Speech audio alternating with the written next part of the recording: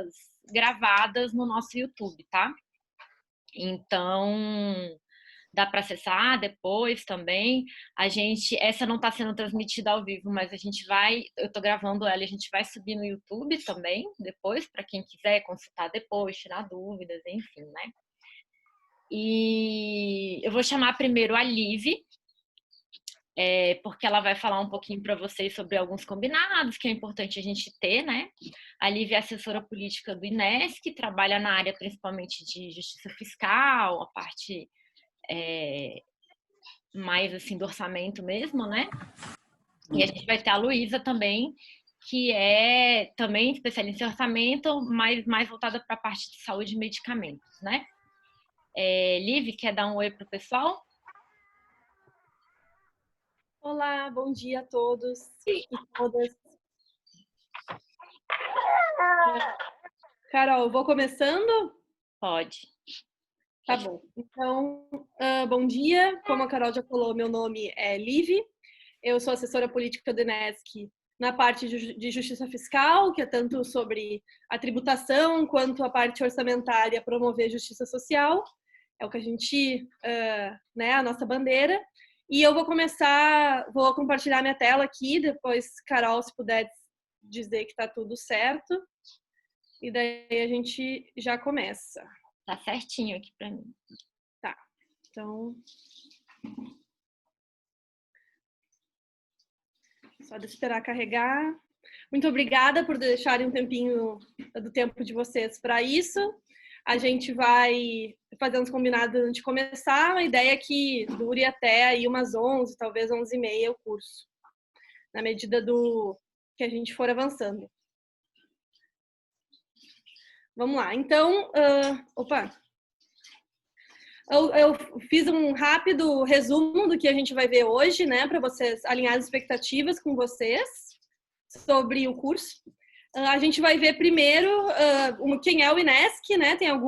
Talvez alguns de vocês tenham a primeira vez que tem um contato com o INESC é pelo curso. Então a gente vai primeiro falar para vocês quem é o INESC, qual é a sua metodologia para olhar para o orçamento, porque a gente tem uma metodologia própria.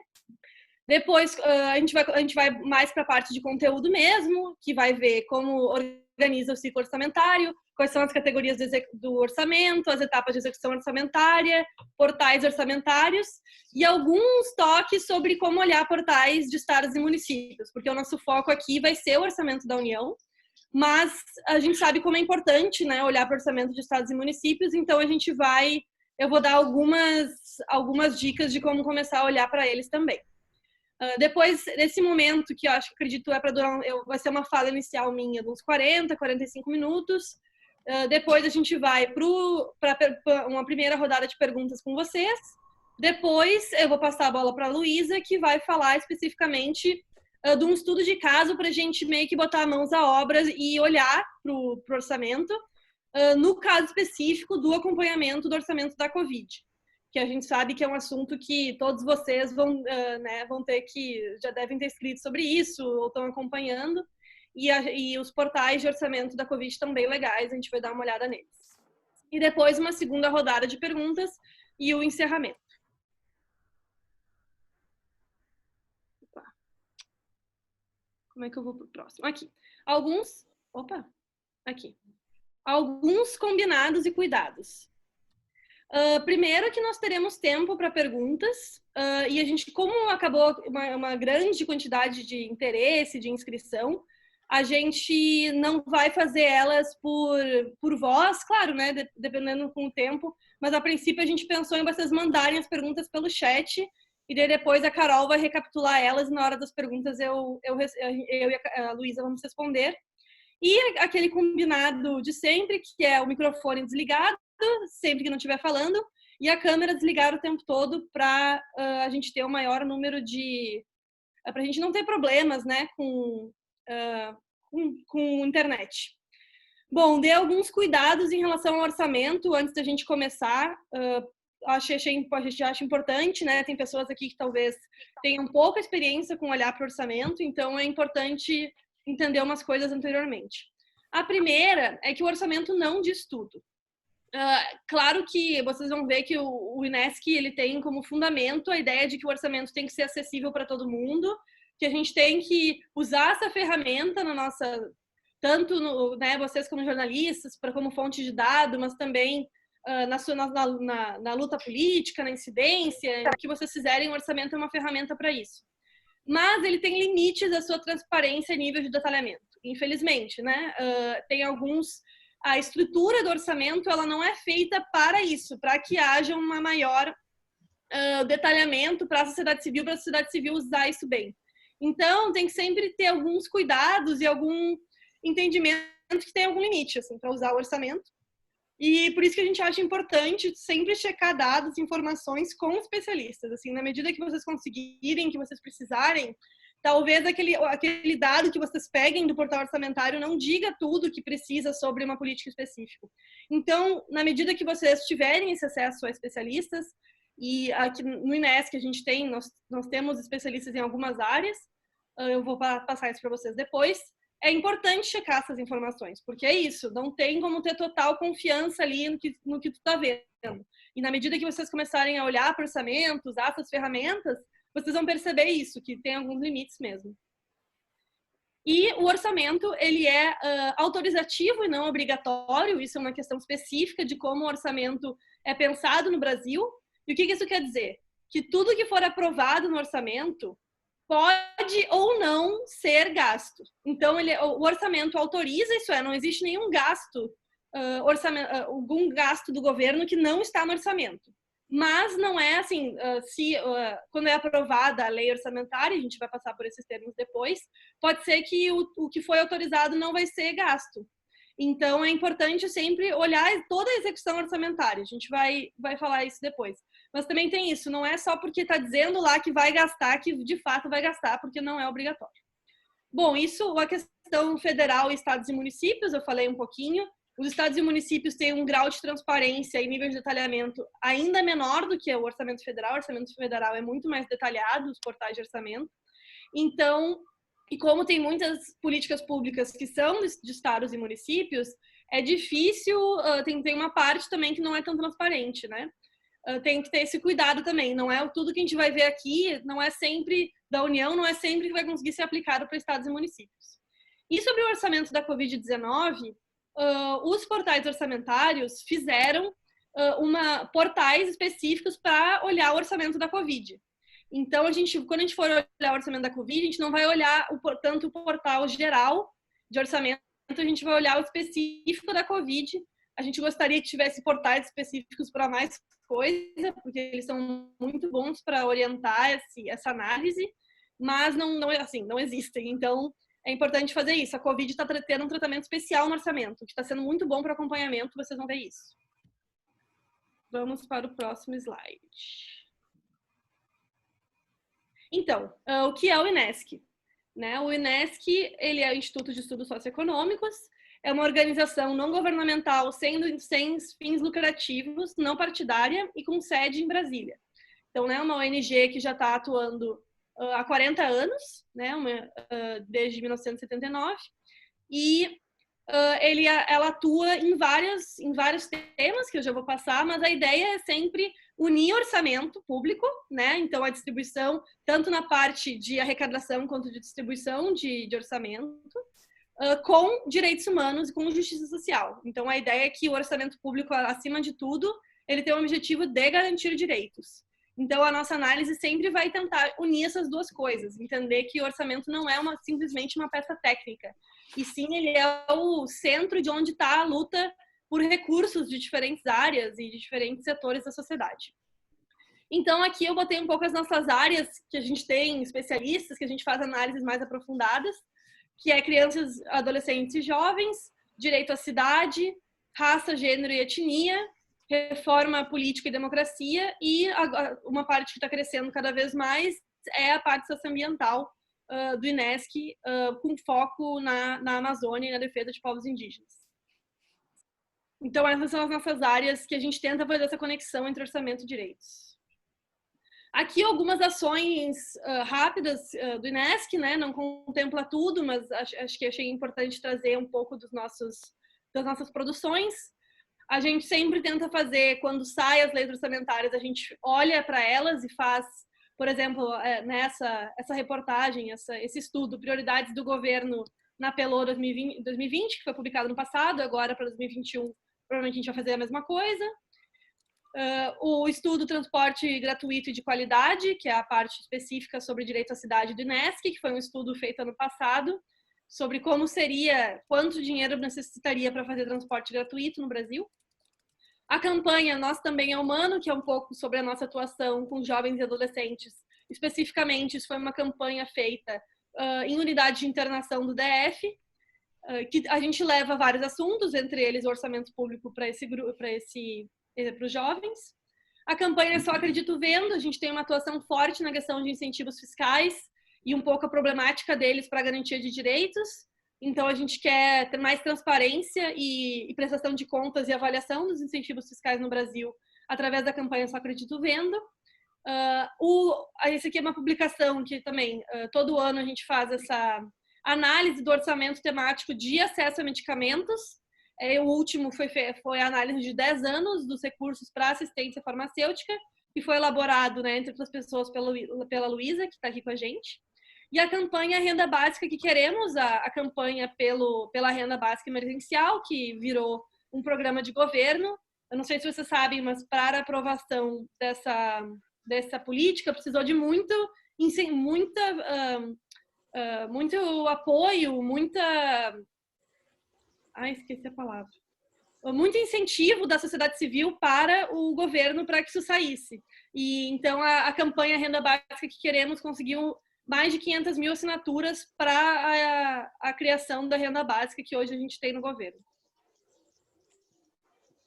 Bom, e aqui, normalmente, quando a gente faz o nosso curso sobre a nossa metodologia, demora 2 dias, o dia inteiro com as pessoas, né? E aqui a gente tem 2 horas. Então, eu vou realmente passar rapidamente pela metodologia Orçamento e Direitos do INESC, e vocês podem baixar ela no site, eu botei o link aqui, a Carol pode colocar também no chat, para vocês acessarem nossa cartilha, como a gente chama, que tem a nossa metodologia.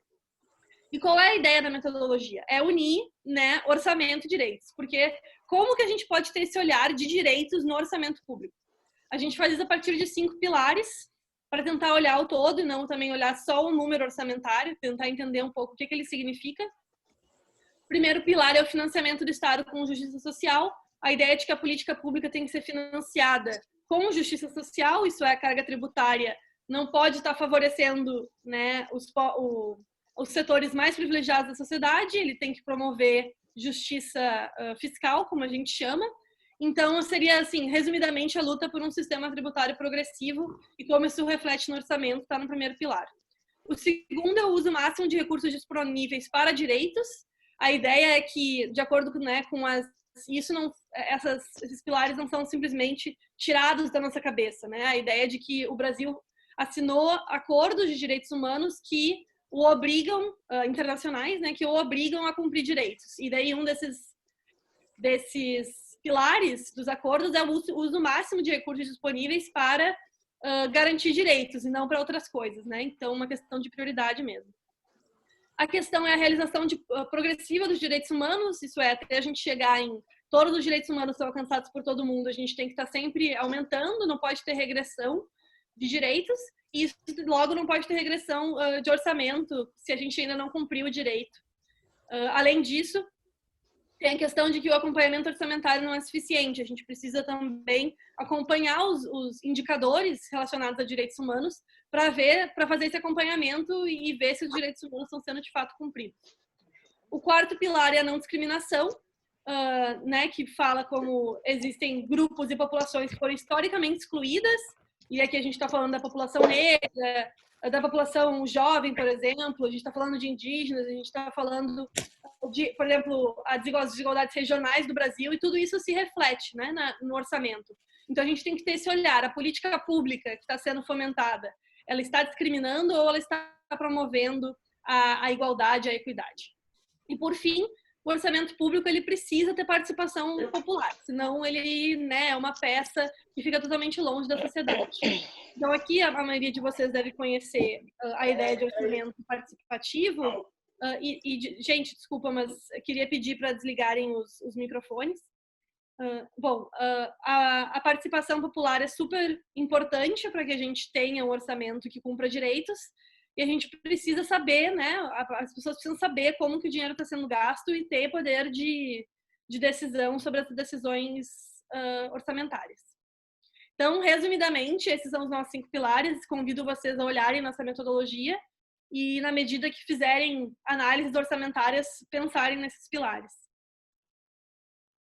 Mas bem, então agora vamos para o ciclo orçamentário, né? O começo da nossa discussão um pouco mais técnica sobre quais são os conceitos que devem ser entendidos para a gente olhar para o orçamento, né? Antes da gente de fato entrar nos números. Bom, o ciclo orçamentário, aqui eu fiz a rodinha para ficar claro que de fato é um ciclo. Ele começa, a princípio, com o plano plurianual, o PPA, que ele desenha uma estratégia para 4 anos. Esses 4 anos não coincidem com as eleições, normalmente é no primeiro ano do governo, ele apresenta o PPA para os próximos 4 anos. A ideia é ter alguma continuidade entre governos e o PPA ajudar isso, né? Então, a ideia é que ele dá diretrizes gerais e metas gerais para os 4 anos de como que o orçamento vai ser gasto. E, infelizmente, ele tem uma importância cada vez menor, mas, a princípio, ele teria que guiar todas as leis anuais, né, que são a LDO e a LOA, como a gente vai ver. Mas, então o plano plurianual dá essa diretriz geral de 4 anos. A LDO, indo para a segunda, a LDO faz a ponte entre o PPA e a lei orçamentária anual, que é a LOA. E a ideia é que ele olhe para o PPA e olhe para a situação econômica do ano que vai vir e diga, olha, a partir dessa estrutura aí das nossas capacidades econômicas e das nossas prioridades, a gente vai ter as metas fiscais tal, a gente vai ter tanto de receita, vai ter uma projeção de receita, uma projeção de despesa, a gente vai ter metas fiscais, vai ter o cenário macroeconômico.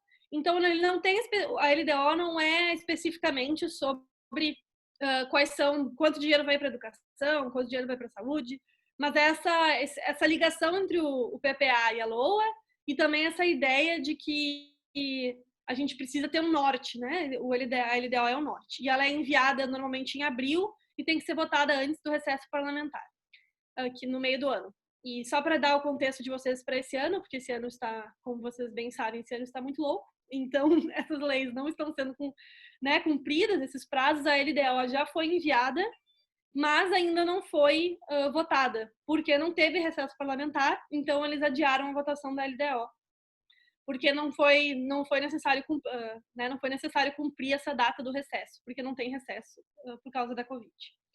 Bom, e a LOA, ela é a lei orçamentária mais importante dessas 3, com certeza, porque é ela que diz exatamente a alocação anual de recursos. E tanto União, quanto estados, quanto municípios precisam publicar a sua LOA. A publicação é até final de agosto e depois... o envio do projeto, né, que a gente chama de PLOA, o projeto de LOA, para o Congresso até normalmente final de agosto, o envio pelo Executivo para o Legislativo, e o Legislativo tem alguns meses para fazer as suas emendas e as suas alterações no projeto e votar até o final do ano, e com a sanção do governo e também com as suas possíveis modificações, entra em vigor no 1º de janeiro do outro ano. Então, a princípio, a gente vai receber a LOA nas próximas semanas, né? Tem isso, como eu falei, o calendário em relação à Covid não está muito sendo cumprido, mas, a princípio, pelo que a gente tem notado e estudado, a LOA vai aparecer aí nos próximos dias. Bom, onde encontrar as leis federais? As leis federais tem vários canais, mas eu acho isso mais fácil, olhar pelo site da Câmara, que tá ali embaixo. Bom, aqui é quando a gente começa a ir para as partes mais... as categorias e as suas relações, né? É importante entender que existem várias categorias que aparecem nos orçamentos. As categorias, elas são as mesmas, tanto na União, quanto no Estado, quanto no município, né? Porque isso é determinado por lei. Quais são as categorias e como que elas têm que aparecer no orçamento. Daí aqui eu coloquei a categoria, né, ou dimensão, a descrição, o que ela significa e onde é que ela aparece, né, no PPA ou na LOA. Aqui na LDO, como eu falei, a LDO não vai para esse nível de detalhamento, né, ela é só um norte. Então, aqui olhando para o PPA e para a LOA. Primeiro é a questão quem executa a despesa, né, onde a despesa vai ser executada dentro do governo. E existem duas categorias para isso. A categoria órgão superior, que normalmente, né, no caso da União, é o Ministério, e a categoria unidade orçamentária, que é quem, de fato, vai receber o dinheiro do órgão superior para executar a despesa. Então, por exemplo, no Ministério do Meio Ambiente, eu tenho a unidade orçamentária IBAMA, tem a unidade orçamentária ICMBio. Então, todos esses órgãos que a gente conhece, né, esses diferentes órgãos do governo, eles aparecem no orçamento como unidade orçamentária. Então, segundo é o programa, e aqui já deixo claro desde o início que os dois principais, acredito, né, para a gente começar esse assunto, é programa e ação. O programa é a política pública ampla. Então, por exemplo, a educação é dividida em 3 programas. E normalmente o programa ele é muito difícil tu tirar alguma conclusão maior. Mas, por exemplo, um programa que me vem à cabeça agora é a educação de qualidade para todos. Tu não está me dizendo muito com esse programa, mas de qualquer forma a gente chama isso, ele é importante porque ele organiza o orçamento, por exemplo, do Ministério da Educação em alguns programas. O programa ele vai aparecer no PPA principalmente, mas ele aparece na LOA também, por isso que ele é tão importante. Ele faz essa relação entre o PPA e a LOA é feita por programa. Então, no PPA, eles vão colocar, no programa tal, eu tenho um objetivo tal, eu tenho os indicadores, as metas desse programa ao longo de 4 anos. E daí a LOA vai pegar esse programa e vai dizer quanto dinheiro vai ter para ele naquele ano, né? No próximo ano, no caso. Bom, daí é isso. No PPA, esse programa vai ter objetivo, iniciativa, meta, todas essas questões de mais qualificar o PPA e o seu programa. Mas daí a gente entra na ação, que eu acredito que seja o mais importante em termos de quando a gente quer achar uma política pública específica no orçamento e como que ela vai aparecer. Ela vai aparecer em ação. Claro, como eu falei, é menos, lá no começo, né? É menos transparente do que a gente gostaria. Pode ser que uma política pública esteja em mais de uma ação, ou que uma ação esteja vários aspectos da mesma política. Mas, normalmente, a gente consegue, a ação é o maior nível, é um nível de detalhamento bom para a gente ir atrás das políticas públicas no orçamento. E como eu coloquei aqui nessa bolinha do lado, normalmente é isso, as ações estão dentro de programas. Então, as ações estruturam o programa em algumas ações. E eu acredito que esse são o melhor jeito de olhar para as diferentes políticas é ir procurando por programa e ação. E a ação, como a ação tem um programa, a ação conecta também a LOA com o PPA, porque a ação tem que estar sempre dentro de um programa que aparece no PPA. Bom, a ação, ela tem, todas as ações têm planos orçamentários, que é um detalhamento ainda maior da ação, e que normalmente vai aparecer como se fossem etapas da política pública. Então, na ação de creches, por exemplo, tu poderia ter um plano orçamentário que destrincha como que essas creches vão ser construídas, por exemplo, ou quanto precisa para compra de materiais, quanto precisa para a construção da creche especificamente. É isso, o plano orçamentário é isso, pode ter mais ou menos detalhamento, mas também é uma ótima fonte de tentar ir um pouco mais além da ação, se a ação estiver muito genérica, entender um pouco mais sobre como essa ação vai ser feita de fato. Esse é o plano orçamentário. O subtítulo é a localização, ou normalmente aparece só a localização, é a localização geográfica da ação. Tem muitas ações que eu consigo ver especificamente quanto dinheiro foi para São Paulo, quanto dinheiro foi para o Rio Grande do Sul, quanto dinheiro foi para Brasília, quanto dinheiro foi para o Ceará. Tudo isso vai aparecer nessa dimensão chamada subtítulo, que vai aparecer nos orçamentos, nos portais orçamentários, como a gente vai ver depois no nosso estudo de caso. E, por fim, a função. A função é uma dimensão bem legal do orçamento, que nos ajuda a ter análises mais simples, porque ele junta vários programas e ações dentro de uma área de atuação. Então, por exemplo, eu estou aqui falando sempre exemplos da educação, vocês vão entender por quê depois. Mas não é só o Ministério da Educação que faz políticas relacionadas à educação. Podem ter políticas de educação em outros ministérios, como o da saúde, da defesa, a assistência social, todas essas outras áreas. Então, como que o orçamento vai fazer para, olha, eu quero pegar todas as ações de educação, independentemente do órgão superior ou da unidade orçamentária que elas estão. Isso é o que a função faz. Então, tanto as funções quanto as subfunções são essas áreas de atuação do governo que organizam o orçamento de acordo com algumas áreas que a gente quer olhar. Então, por exemplo, na educação tem a função ensino superior, a função ensino básico, a função ensino médio. Então, tem as várias etapas de ensino da educação vão aparecer nas funções e subfunções do orçamento. Então, acho, até pensando, né, que a formação é para jornalistas, eu acredito que para vocês um desafio, um exercício muito legal é entrar nos portais orçamentários e ver todas as funções e subfunções que existem. Porque também, como o olhar por política não é tão fácil no orçamento, porque as políticas mudam de nome, as políticas é mais difícil ter esse tipo de controle devido à transitoriedade das políticas públicas, a função ajuda. Olha, independentemente do governo, tanto dinheiro foi gasto com o ensino básico nos últimos 10 anos. A função te dá essa possibilidade de uma série histórica mais profunda, independentemente de quem está no governo, de que política foi feita. Então, acredito que é uma ferramenta bem legal para vocês, a função. Bom, e daí aqui o último slide mais de teoria hard, que é as etapas de execução orçamentária. Então, agora a gente viu onde vai estar o dinheiro, em que órgão, em que ação, em que função, em que unidade orçamentária, em que órgão superior. Mas agora a gente vai ver como que esse dinheiro é gasto. Porque não é simplesmente, né, tu aprova o dinheiro e gasta o dinheiro. Existem várias etapas de execução orçamentária que vão mostrar esse caminho do dinheiro. Desde que ele é aprovado lá na LOA até ele de fato ser gasto, daqui a 3 anos, por exemplo. Então, esse caminho do dinheiro é muito importante entender as diferentes categorias.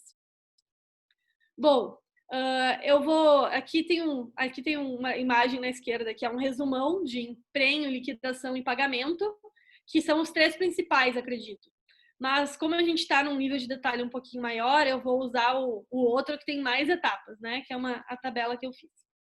Então, vamos lá. A primeira etapa é a dotação inicial. Isso é o dinheiro que foi aprovado na LOA. Então, eu vou... né, como eu falei, a LOA é enviada do Executivo para o Congresso faz as suas emendas e aprova uma LOA final. Esse dinheiro aprovado final é a dotação inicial. Só que ao longo do ano, essa dotação inicial ela pode aumentar ou diminuir com créditos adicionais. Então, por exemplo, no meio do trimestre, um deputado colocou uma emenda parlamentar para ação X. Como que isso vai entrar? Isso vai mudar o autorizado, vai entrar como crédito e vai mudar o autorizado, que é quanto em qualquer momento tem de dinheiro para gastar. Lembrando que o orçamento é autorizativo, então o autorizado não significa que vai ser gasto, mas é o que foi separado para aquela política pública, para aquela ação, para aquele programa, ou para aquele órgão, por exemplo. Então é muito legal o autorizado para ver a intenção do governo, né? Qual foi a intenção no início do ano e depois ao longo do ano. Bom, daí, para a gente começar a gastar esse dinheiro, a primeira despesa que é super importante é o empenho. Então, eu consegui, autorizei, a despesa está lá autorizada, separada, mas eu de fato vou começar a gastar ela. Então, eu preciso separar a despesa no sentido de prometer a despesa. E como é que, né, esse carimbo de, olha, essa despesa vai ir para alguma coisa ou não para outra. E aí, isso é chamado de empenho. O mais fácil de entender isso é quando se assina um contrato. Por exemplo, quando o governo assina um contrato de compra de computadores para a instituição tal, para o órgão tal. Então, quando ele assinou isso, quando ele fez a licitação e a licitação foi, né, acabou o processo de licitação, ele vai empenhar a despesa para isso. O liquidado, ele é a comprovação do que foi prometido. Então, por exemplo, aqui seria a entrega dos computadores. Eu vou dizer, olha, liquidei essa despesa, porque eu consegui comprovar que o bem ou o serviço foi de fato entregue ao Estado. E o valor pago é o valor especificamente quando depois que eu liquidei eu tenho que de fato pagar o credor ou o fornecedor daquele bem ou serviço. Então, é basicamente, assim, essas são as etapas principais. Mas, como a gente vai entrar no portal da Covid e tem algumas outras questões que vão aparecer, eu trouxe mais alguns conceitos. Porque tem vezes que o pagamento não é feito no ano do empenho da despesa ou da liquidação da despesa. E então, se ele for ser pago no outro ano, ele vai entrar porque o nosso orçamento ele fecha todo ano, né? Então, se ele fecha todo ano, mas tem pagamentos que não vão ser feitos naquele ano, ele vai ter que entrar em despesa de resto a pagar. Então, o resto a pagar são compromissos de anos anteriores. A despesa executada é um conceito bem específico que a gente acredita que é importante mostrar para vocês de qualquer forma. Talvez ele não fique tão claro aqui de primeira. Mas a despesa executada são os liquidados, isso é, tudo naquele ano que foi entregue, mais empenhos não liquidados daquele ano. Então, é de fato tudo que foi tanto entregue quanto prometido para entrega naquele ano. Porque tem muitas vezes que o empenho sai, mas a liquidação não sai. Mas eu quero saber quanto de fato, sabe, foi movido de dinheiro naquele ano específico para uma política tal. Despesa executada é um bom conceito para falar isso. Porque, não quero saber se vão pagar esse ano, se vão pagar outros anos. Tudo bem. Mas eu quero saber quanto o governo, de fato, colocou de dinheiro para aquela política. A despesa é legal para isso. Mas quanto, de fato, foi gasto, o valor pago ele é mais... Bom, com um exemplo, eu acho que vai ficar mais claro a diferença entre esses dois conceitos. Mas vamos continuar, depois as perguntas estão aí.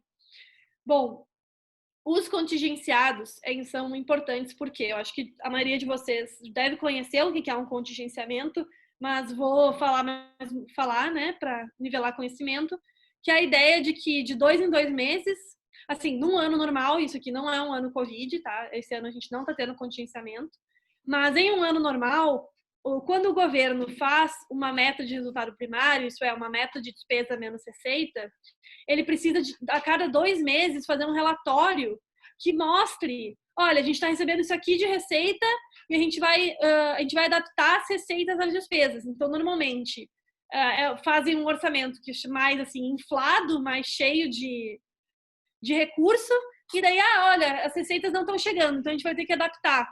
Então, de 2 em 2 meses, sai um decreto que fala, olha, a gente vai ter que cortar tanto nesse órgão, tanto nessa política, tanto nessa ação. Então, esse controle de orçamento para o cumprimento dessa meta é o que a gente chama de valores contingenciados. E eles são muito importantes porque é isso, assim, por exemplo, em 2019, a gente teve, o contingenciamento mostra muito quais são as prioridades do governo ao longo do ano, né?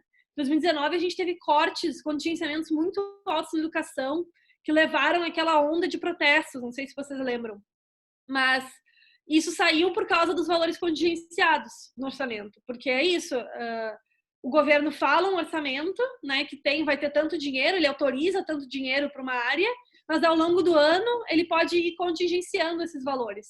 Então é muito importante essa análise, até em termos, pensando no jornalista, essa análise de quando saem os contingenciamentos, quais foram as áreas que foram mais cortadas. A gente normalmente, esse ano, como eu falei, não acontece, mas o INESC normalmente, quando sai o decreto, a gente vai fazer alguma nota, alguma questão sobre isso, para fazer esse acompanhamento do contingenciamento do governo.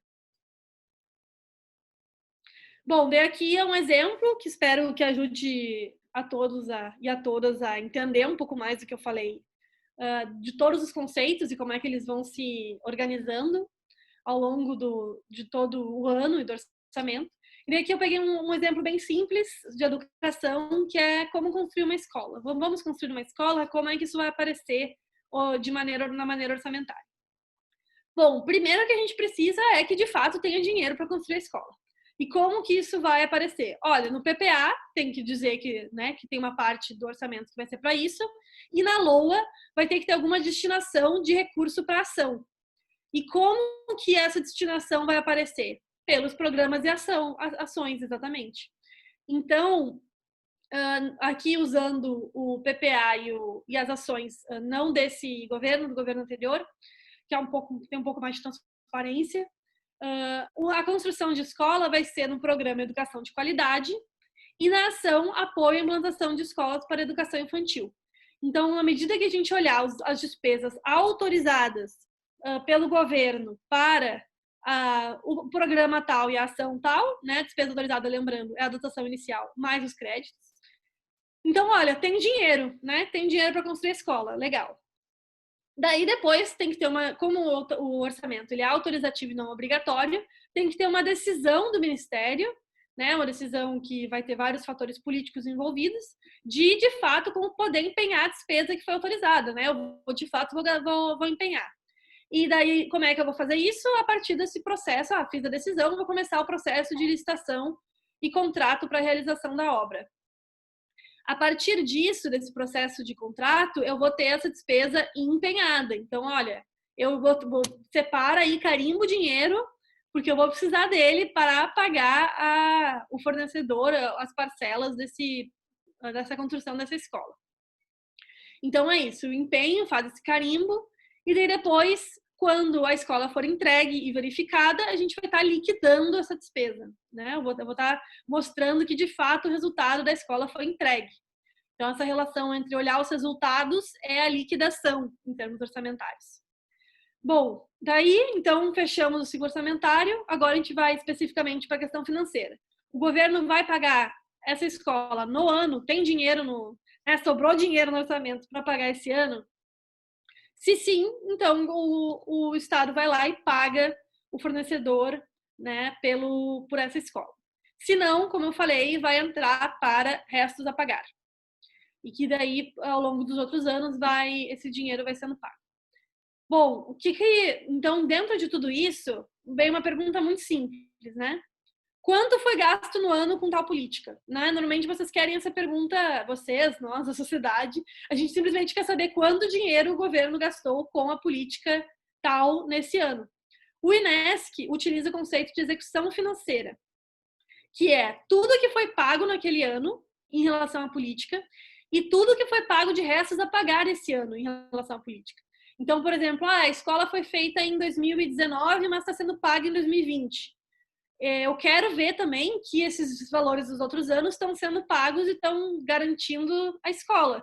Por isso que o INESC usa esse conceito, que é unir o pago com restos a pagar pago, para dizer quanto de fato foi gasto naquele ano com a política X, ou dentro do Ministério X, ou dentro de todos aqueles conceitos que a gente já viu.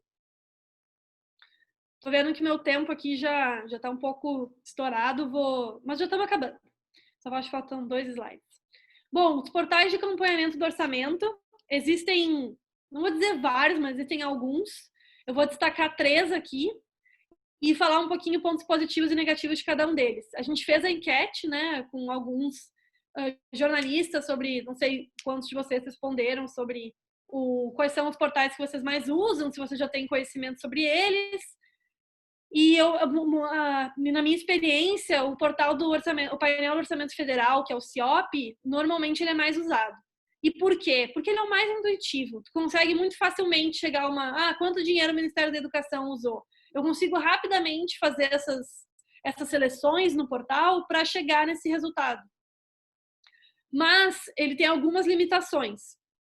Isso leva a também ter que entender outros orçamentos. O portal da transparência, ele é muito bom, que ele é da CGU, ele é muito bom para a criação de gráficos. Eu quero ver um gráfico da execução orçamentária, execução financeira do Ministério da Saúde nos últimos 5 anos. Ele vai fazer esse gráfico para ti.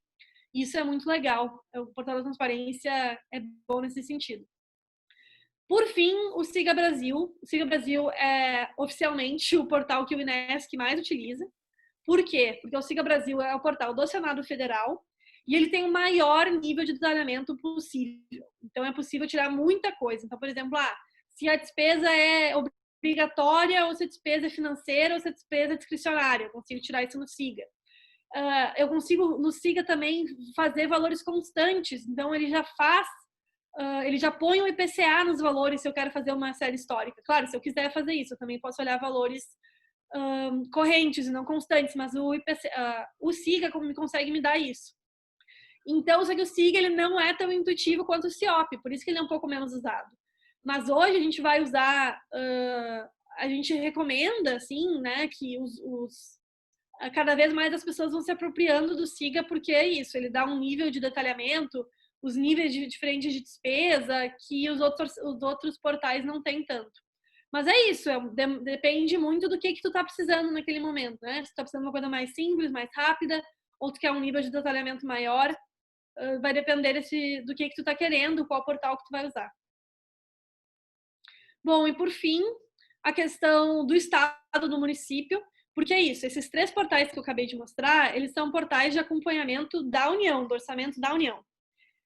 E como é que a gente vai fazer esse destrinchamento para estados e municípios? Porque os orçamentos, cada um tem o seu próprio orçamento, tem a sua própria LOA, seu próprio PPA. Então, como que vai fazer essa distinção? Tem que olhar as leis orçamentárias do próprio estado ou município, e não esses portais gerais de orçamento da União.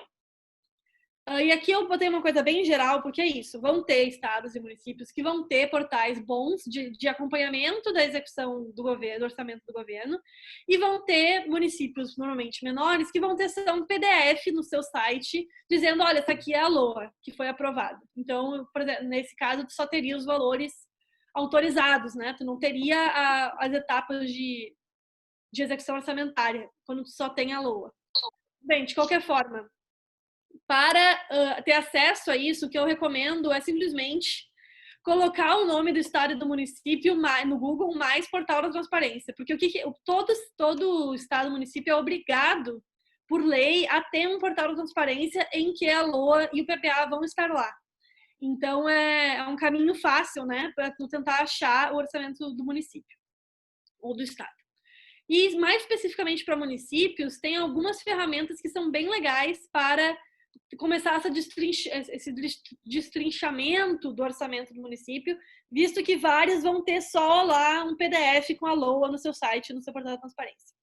Então, o portal Meu Município é um portal bem legal que já pega, né, todas as informações que existem e coloca no mesmo lugar de vários municípios, tanto em relação à receita quanto em relação à despesa. Eu acho bem legal esse portal. O portal de transferências, porque eu não sei o quanto... Isso seria todo um outro curso, que até se vocês tiverem interesse de ter, nos falem.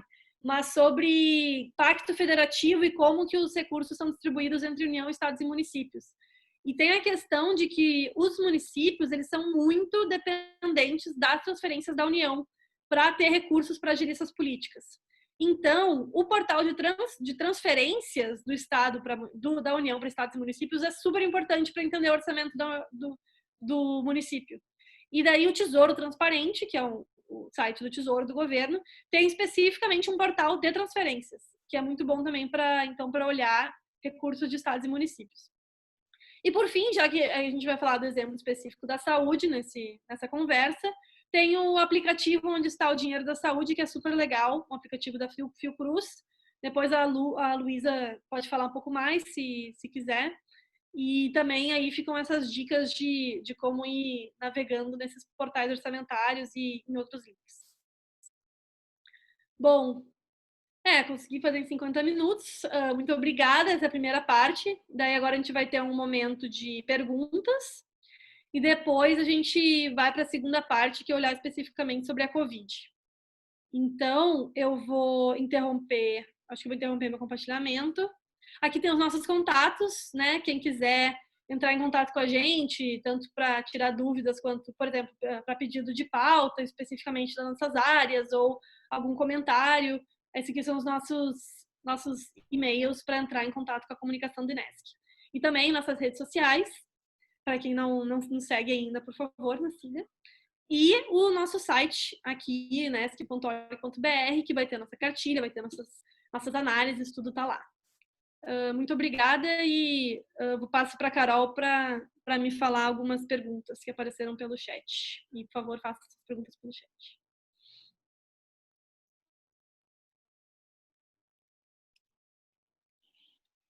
Tem uma pergunta, a Renata perguntou no comecinho se mesmo o orçamento da saúde e educação deixa eu achar aqui a pergunta dela. Se nem mesmo as pastas como saúde e educação têm orçamento obrigatórios e carimbados. E também ela fez duas perguntas que também são parecidas. Na hora que você falou do contingenciamento, colocou: o governo pode contingenciar, inclusive nos percentuais obrigatórios de educação e saúde?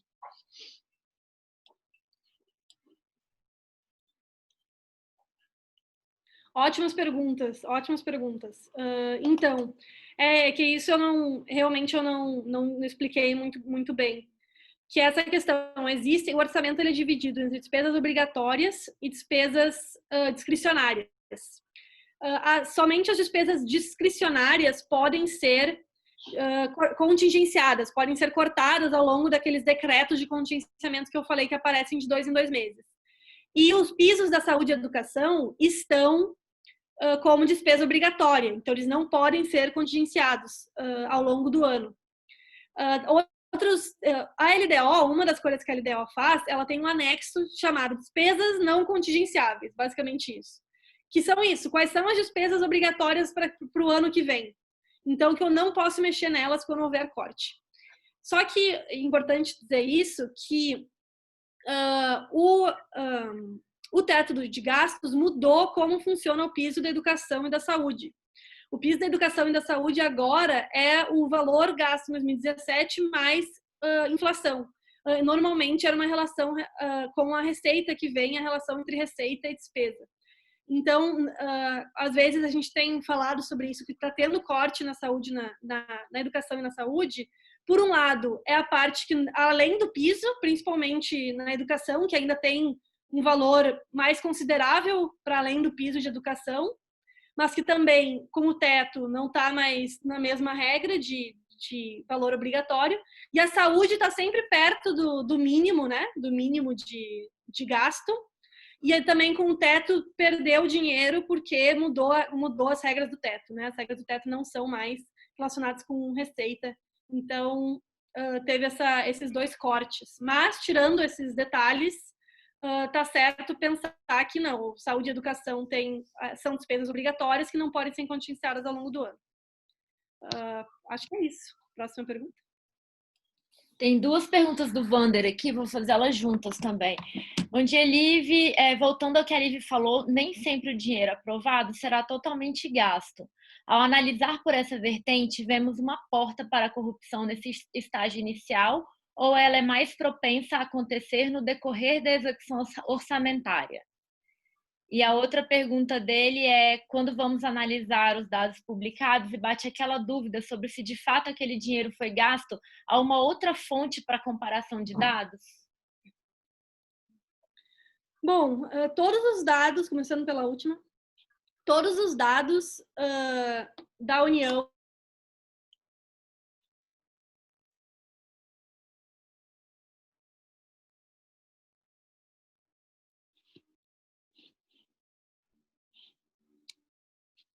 Liv? Desculpa, que se chama CIAF. Então, todos esses portais, eles chegam no CIAF. Então, assim, eles são do CIAF. Então, ficar comparando entre eles não faz muito sentido. Claro que eles têm algumas coisas específicas que vão ser alteradas, e isso a gente não vai entrar aqui, mas pode ser que os dados não batam, talvez que a data de atualização seja diferente, mas normalmente todos os portais vão bater o mesmo número, por isso que não precisa muito ficar comparando entre eles. E sobre a questão da corrupção e das despesas autorizadas, que o orçamento é autorizativo e não obrigatório, isso é importante, que até voltando um pouco com a questão da Renata, que eu não falei, que é isso, o que está acontecendo recentemente é um aumento maior do que eles têm chamado de orçamento impositivo de emendas. Não sei se vocês acompanharam isso, mas as emendas parlamentares, elas estão ficando cada vez mais obrigatórias, isso é, não é mais... O que normalmente acontecia? Era autorizadas as emendas parlamentares E daí, ao longo do ano, como elas são parte do que pode ser contingenciado, elas eram contingenciadas pelo Executivo e o Legislativo não conseguia gastar suas emendas parlamentares. O que tem sido foi um jogo de braço muito grande entre Executivo e Legislativo é pensar que, de fato, teve essa briga para que as emendas virassem obrigatórias. E sobre então tem essa outra parte também que é gasto obrigatório do governo. E, por fim, essa questão da corrupção, assim, quando foi pensado o orçamento a ser autorizativo e não obrigatório, eu acho que é menos por uma questão de corrupção e mais por uma questão para ter uma margem de manobra ao longo do ano. Imagina, por exemplo, nesse ano de Covid, se a gente tivesse um orçamento que a gente não pudesse mudar ao longo do ano, a gente não sabia que tinha Covid. Então, assim, é para não ter um orçamento engessado, né? Super engessado, para que a gente não consiga ao longo do ano ir adaptando. Tem esse lado ruim de que a gente vê o orçamento aprovado e a gente não tem nenhuma certeza se o que foi de fato colocado, por exemplo, para o combate a queimadas na Amazônia, se de fato o que foi colocado lá vai ser gasto, eu não consigo dizer, eu só consigo acompanhar isso ao longo do ano, porque realmente não é obrigatório. Mas daí, então, é o lado positivo e o lado negativo de ter um orçamento que se adapta, né, aos tempos e ao longo do ano. Eu acho que vamos fazer mais uma pergunta e daí passar para a Luísa para ela ter tempo de fazer a explicação dela com calma. Pode ser, Carol? Pode. Tem muita pergunta sobre saúde e educação que eu acho que eu vou deixar então para depois da Luísa, né? Eu vou perguntar uma aqui da Catarina. Eu tentei achar uma informação recentemente sobre os gastos com aluguel de um abrigo público aqui em Belém do Pará, mas não consegui achar no portal da transparência da prefeitura. Em qual local entra gastos com aluguel?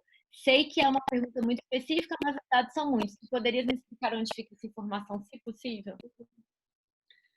Então, realmente, assim, não tem esse nível de detalhamento. Pode ser que tenha ou não, de acordo com como a prefeitura fez esse detalhamento, né? E como é isso? Como a prefeitura normalmente tem só a LOA ela vai ser muito reduzida no seu nível de detalhamento. Então, realmente, eu teria que olhar especificamente para essa LOA para ver onde isso poderia aparecer. Mas normalmente não vai aparecer com esse nível de detalhamento. No máximo, tu vai achar o que eu aconselharia ir por unidade orçamentária e tentar achar essa instituição que tem que pagar aluguel para ver se isso aparece lá de alguma maneira. Mas realmente, e esses portais que eu mandei, eles também podem te ajudar. Mas realmente, em municípios é muito difícil esse nível de detalhamento, infelizmente. Então, eu vou passar para a Luísa e depois a gente volta para a segunda rodada de perguntas, que eu e a Luísa faremos juntos. Ei, gente, bom dia. Meu nome é Luísa, eu sou assessora política do INESC também. Agora a gente vai para uma parte mais prática, vamos dizer assim, mas antes, como está surgindo muita dúvida no chat sobre essa coisa do mínimo obrigatório e contingenciamento e tal, eu vou só reforçar o que a Lívia disse. O que acontece é o seguinte, por exemplo, na saúde, né, que é bem parecido com a educação, você tem um piso constitucional que deve ser cumprido. Só que, e aí, né, na LDO vai falar quais são as despesas, né, que são obrigatórias, quanto que ele tem que cumprir, o que ele não pode mexer. Só que aí, quando isso sai na LOA, por exemplo, você tem lá, no caso da saúde, eu vou gastar X com assistência farmacêutica, com medicamentos, eu vou gastar Y com atenção hospitalar. Dentro desses blocos, vamos dizer assim, o governo ele pode mexer da forma que ele quiser. Então, vamos supor, na LOA saiu que ele ia gastar 10 com medicamentos, ele gastou 8. Mas, em compensação, ele falou que ia gastar 20 com atenção hospitalar e ele gastou 22. Então, assim, ele tem esse mínimo para ser cumprido, mas como que ele vai cumprir isso e onde que ele vai alocar esse recurso não é tão amarrado. Por isso que o que está na LOA é autorizativo, não é obrigatório. Se ao longo do tempo, como a Lívia disse, ele quiser remanejar isso, ele pode fazer isso dentro dos limites da LOA. Eu não sei se ficou mais claro. Para além disso, além das despesas obrigatórias de cumprimento do piso, ele tem despesas discricionárias. Então, que estão para além desse piso, ou que estão fora desse piso. Nessas ele pode mexer. Então ele falou assim, eu quero contingenciar dentro da educação uma despesa discricionária. E aí é isso que ele faz, por exemplo, né? Liv, se tiver alguma coisa a mais para colocar, mas eu não queria só trazer isso para ver se esclarece um pouco mais, né? Essa coisa do piso. Você tem um piso constitucional para ser cumprido, que tem as regras específicas, mas como que o governo vai, em quais categorias que ele vai cumprir isso, não é tão amarrado e ele pode ir mexendo nisso na hora que ele vai organizando e executando a LOA. Bom, vou entrar na parte efetivamente dita, né? Depois a gente responde mais perguntas no final. Como eu vou abrir os portais efetivamente, eu vou tirar minha câmera para garantir que a internet vai dar conta. Mas só para dar uma visão geral para vocês, eu vou dar o exemplo que a gente trouxe, né? O caso que a gente trouxe é a da Covid, e a gente escolheu mostrar o SIGA, que é a plataforma que a gente mais usa aqui no INESC, e também o CIOP, que muitos de vocês indicaram que vocês não conhecem. Então, deixa eu só compartilhar aqui minha tela para a gente fazer isso.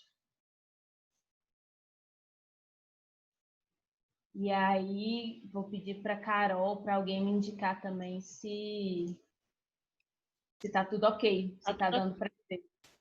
Tudo certo. Tá. Aí, gente, eu marquei o meu cursor aqui, ó, para a gente fazendo junto, tá? Bem no meio da tela. Para vocês irem acompanhando. Então tá, vamos supor. Eu quero saber quanto que eu gastei com alguma coisa específica. Então, por exemplo, no caso da Covid, esse orçamento vai estar distribuído em várias ações orçamentárias e em vários planos orçamentários, né? Como é uma situação excepcional. Mas aí eu vou usar um exemplo mais simples para facilitar, então, para a gente começar por partes. Então, por exemplo, eu quero saber quanto o governo gastou com saúde indígena. Tá, para eu saber isso, primeiro eu tenho que saber como que saúde indígena está no orçamento. Ela é um programa, ela tem uma ação específica, ela é um plano orçamentário dentro de uma ação. Aí, o que eu vou fazer, nesse caso, o primeiro passo geralmente é olhar a LOA em si e tentar enxergar aonde que está. Mas um recurso que a gente tem é olhar o cadastro de ações dentro do CIOP. Eu vou clicar aqui.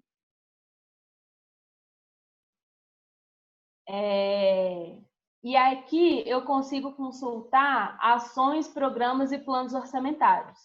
Aí aqui é importante indicar que a gente precisa mudar para o ano. Então, assim, eu quero olhar isso em 2020 ou eu quero olhar isso para 2019, para qual ano que foi. Porque tem isso. As ações orçamentárias, elas mudam de acordo com a lei orçamentária daquele ano. Então, uma ação orçamentária que está hoje em 2020 não necessariamente é a mesma de 2019. Tem muitas que continuam, mas muitas sofrem alteração. Então, essa questão do ano, ela é importante. E aí eu quero olhar aqui, então, por exemplo, eu quero saber... eu olhei lá na LOA e vi que saúde indígena tem uma ação específica, que é a 20YP. Então, eu venho aqui e procuro essa ação orçamentária, e aí apareceu aqui, ó, né? Aqui seria o número de registro da ação e o que ela é. Mas eu não sei, deixa eu tentar julgar saúde indígena aqui para eu ver se eu acho qual ação orçamentária que é. Ele também vai me retornar essa busca, entendeu? E aí, eu falei não, então tem uma ação orçamentária, eu clico aqui nela. E aí, só para vocês saberem que vai ter aqueles níveis de detalhamento que a Liv mostrou, ele vai tá registrado aqui. Então, qual esfera do orçamento que no caso é o orçamento de Seguridade Social, o órgão que é responsável pela execução, a unidade orçamentária responsável, e aí, como a Liv explicou, para a saúde. Então, dentro do Ministério da Saúde, tem várias unidades orçamentárias, o Fundo Nacional de Saúde, a Fiocruz, etc., etc., No caso, o responsável aqui é o Fundo Nacional de Saúde, a função, aqui é a função 10, a subfunção, que é a assistência aos povos indígenas, o programa e a ação, E aí aqui, ó, dá algumas dicas para a gente pensar. Por exemplo, olha, eu sei que tem uma subfunção de assistência aos povos indígenas. Eu quero saber tudo que foi gasto com povos indígenas, para além da saúde, eu posso procurar, então, no orçamento essa subfunção. Então, é isso, a gente tem que ir achando recursos para ver onde que essa ação está no orçamento. E aqui a gente vai ter informações complementares. Então, é uma descrição da ação, que vai falar tudo que vai ser feito dentro dela, a base legal, a especificação do produto, a unidade de medida, enfim. Eu achei importante mostrar o cadastro de ações do CIOP, só para você... Ele seria talvez um primeiro passo, assim, para você responder essa pergunta. Onde que isso está dentro do orçamento? Eu vou voltar na primeira página, porque agora eu vou mostrar como que eu olho o orçamento em si. Então, aqui o CIOP, né, a página inicial do CIOP, se você digitar, ele vai abrir isso aqui. Eu tenho o cadastro de ações, eu tenho o painel do orçamento, os manuais do CIOP em si, orçamento cidadão digital, enfim, eu vou direto aqui, que é onde vai estar as informações do orçamento, que é no painel do orçamento. Dentro do painel do orçamento, eu vou ter também várias abas, vamos dizer assim. Então, consulta livre, que eu vou construir da forma que eu quiser, série histórica, se eu quiser fazer uma análise ao longo do ano, emendas individuais, que é isso que a Lívia falou, né? Como que os parlamentares eles podem fazer emendas ao orçamento. Você tem diversos tipos de emenda, e aí eu posso consultar aqui, então, como que um parlamentar alocou aquele recurso que ele tinha direito. Você tem um painel específico para TI e a gente tem um painel específico para COVID. E aí, no caso do CIOP, esse painel para COVID dele está bem interessante, eu vou clicar aqui. Por quê? Como eu disse, o orçamento da COVID, ele vai estar espalhado em várias coisas. Ele não é, por exemplo, da saúde indígena, que ele tem uma ação bonitinha específica. Você tem várias ações que foram criadas no enfrentamento à Covid e você tem várias ações dentro, né? Você tem vários recursos dentro de ações orçamentárias que foram remanejados para o enfrentamento à Covid. Então, isso vai estar no nível de ação, de plano orçamentário. O que o CIOP fez? Ele criou um marcador COVID, que é essa coluna que está aqui, ó. Então, com esse marcador, ele já me puxa esse painel que tem todos os dados que são usados para o enfrentamento à Covid. Então, por exemplo, se eu ver o resultado em formato de gráfico, aqui ele está em tabela, se eu olhar em formato de gráfico, eu já tenho aqui de forma rápida. Então, quanto que o governo o governo federal separou para investir em Covid. Então, eu tenho que olhar a dotação atual, que seria o autorizado. Olha, então o governo tem autorizado para gasto com Covid 511 bilhões, por exemplo. Desse 511 bilhões, é essa conta aqui que ele fez. Ele já empenhou 78%. Aqui eu tenho outro gráfico. Então, do que ele separou para o enfrentamento à Covid, quanto que ele efetivamente pagou? É esse gráfico aqui. Ele pagou, então, 57%, quase 58%. O que é interessante do CIOP? Que como ele tem esse marcador, ele facilita bem olhar esse dado de Covid, né? Que a gente está tendo que olhar toda hora. E ele facilita filtrar. Então, por exemplo, eu quero saber quanto que o Ministério da Saúde, especificamente, gastou com Covid-19. Então, eu venho aqui e seleciono o Ministério da Saúde. Os valores mudaram, porque agora eu estou olhando só para o que o Ministério da Saúde gastou. Então, o Ministério da Saúde ele tem autorizado 41, quase 42 bilhões para gastar no enfrentamento à Covid. Talvez vocês vão lembrar, recentemente, até pouco tempo atrás, saíram várias notícias e até um dado do próprio TCU de que o governo não tinha gasto, só tinha gasto 1/3 dos recursos. Naquela época, o que aconteceu? Esse valor pago sobre a educação inicial estava só em 30%.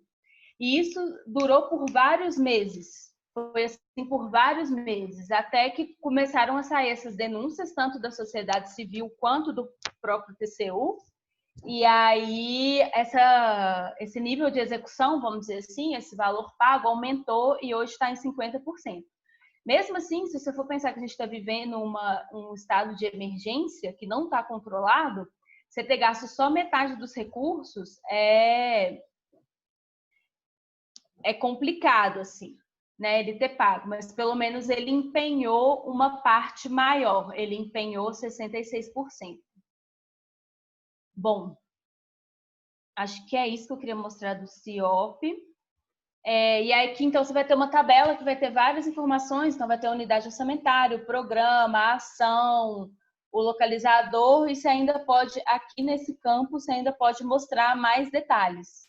Então, ele vai desdobrar várias coisas para você. Função, subfunção, ID uso, fonte. Enfim, é só para dar uma visão geral para vocês conseguirem navegar nessa ferramenta.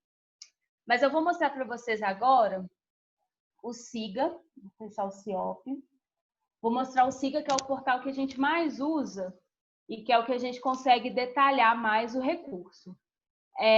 O SIGA, então, ele tem esses 3 painéis. Um é o painel cidadão, que ele traz algumas informações mais simplificadas, vamos dizer assim, mais resumidas, mais fácil de entender. O painel de emendas, que é parecido com o de emendas do CIOP, que é para você entender como que os parlamentares alocaram os recursos, e o painel especialista. Eu vou entrar aqui rápido, eu vou pôr o painel especialista para carregar, porque ele demora um pouquinho, mas eu vou entrar rapidinho no painel cidadão, só para a gente mostrar algumas coisas também que a Liv explicou e a gente vai tentar ver eles na prática. Gente, uma coisa que precisa na hora de mexer com orçamento é paciência, porque às vezes os portais demoram a carregar, ele abriu até rápido aqui. Então, ó, dentro do painel cidadão, você tem, então, essa parte aqui que vai mostrar de modo geral o orçamento da União. Você pode clicar por tema, que aí aqui o tema vai ser justamente a função, então você vai ter educação, saúde, previdência. E aqui o SIGA tem também um painel COVID, que vai ser um pouco diferente do CIOP, mas eu vou abrir aqui também para a gente ver. E aí aqui tem a funcionalidade que a Liv falou. Eu posso ver, então, o valor nominal e o corrigido pela inflação. Para dados da Covid, não faz tanto sentido assim corrigir pela inflação, porque são recursos que estão sendo gastos praticamente nesse ano, o efeito da inflação vai ser bem pequeno. Mas aqui a gente vê exatamente aquelas fases do gasto que a Liv mostrou. Então, eu tenho o autorizado, quanto que foi empenhado, quanto que foi executado, que no caso, né, corresponde em parte ao liquidado. Uma dica é que se você manter o cursor aqui, ele vai mostrar o dado para você e te falar o que é. Nesse caso foi óbvio, mas aqui, por exemplo, você tem a explicação do que é a despesa executada. Então, se você estiver mexendo e tiver uma dúvida, dá uma paradinha aqui e ele vai apontar para você o que é. E aí, aqui, enfim, a gente não vai se ater muito a esse painel, mas é só para a gente entender como que... ver um exemplo prático, né, daquilo que a gente mostrou. Eu vou entrar no painel especialista, que é o que a gente geralmente usa.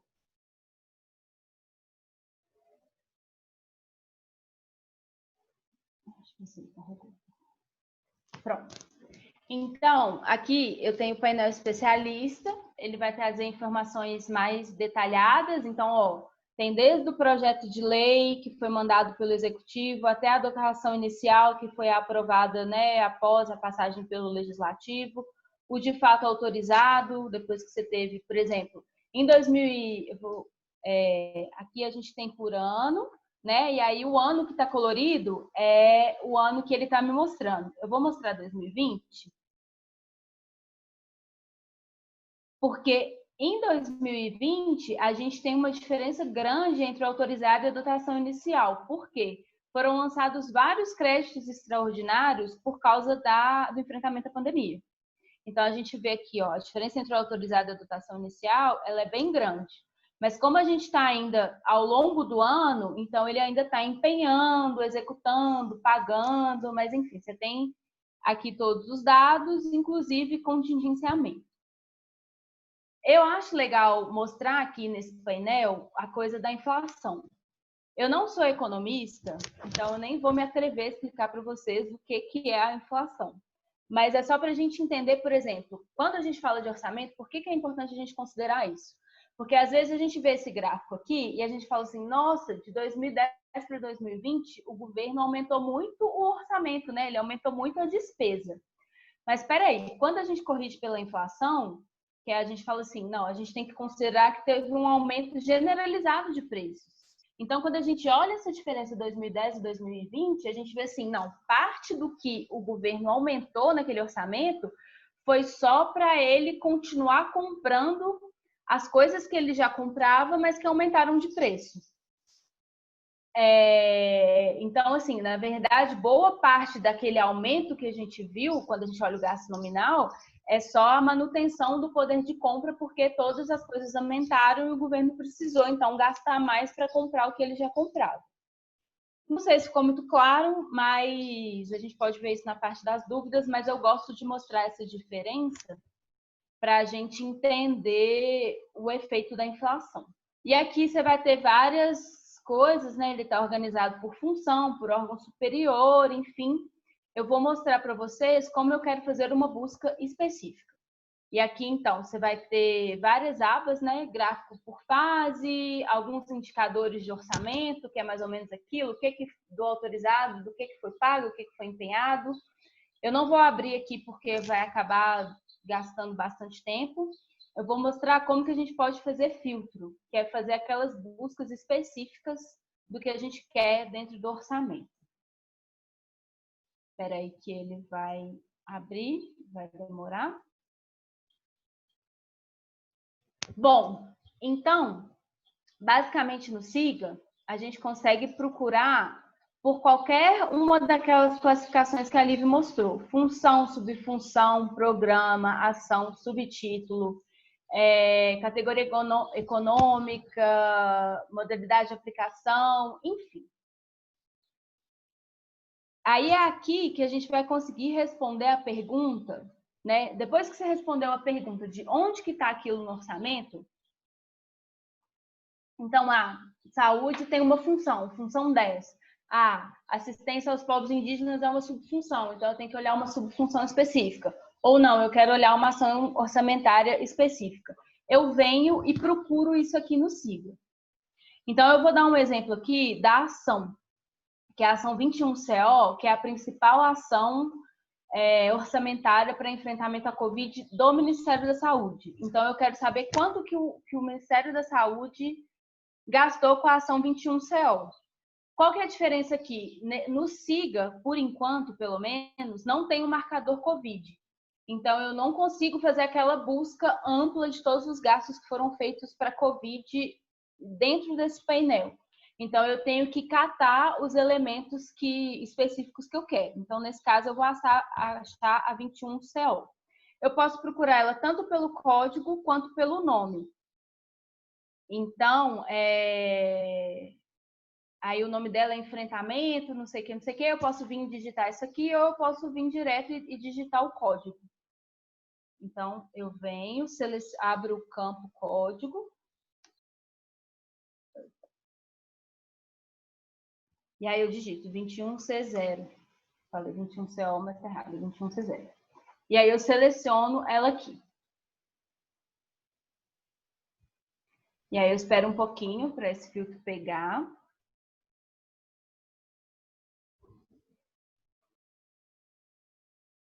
Ele está aplicando o filtro.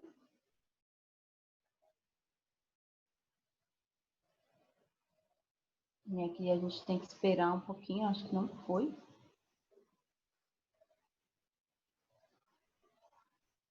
Tá. Ó, então beleza, ele aplicou o filtro. Como eu tô com esse marcador na frente, eu não consigo ver quando ele está processando. Mas, ó, aqui mostrou. Então, eu filtrei. Por aqui eu já consigo ver se meu filtro pegou. Ele já mostrou aqui, ó, o nome específico da ação, que é enfrentamento de emergência, saúde pública, etc, etc. Tá, então o meu recorte agora vai ser essa ação específica. Eu vou vir aqui no gráficos customizados e vou ver as coisas que eu quero efetivamente do orçamento. Então, a primeira coisa que eu particularmente faço é conferir se o filtro pegou. Então, eu venho aqui e seleciono exatamente o que eu coloquei no filtro para ver se está certinho. Como aqui apareceu só 21C0, eu sei que ele está me mostrando só essa ação específica, que é exatamente o que eu quero olhar.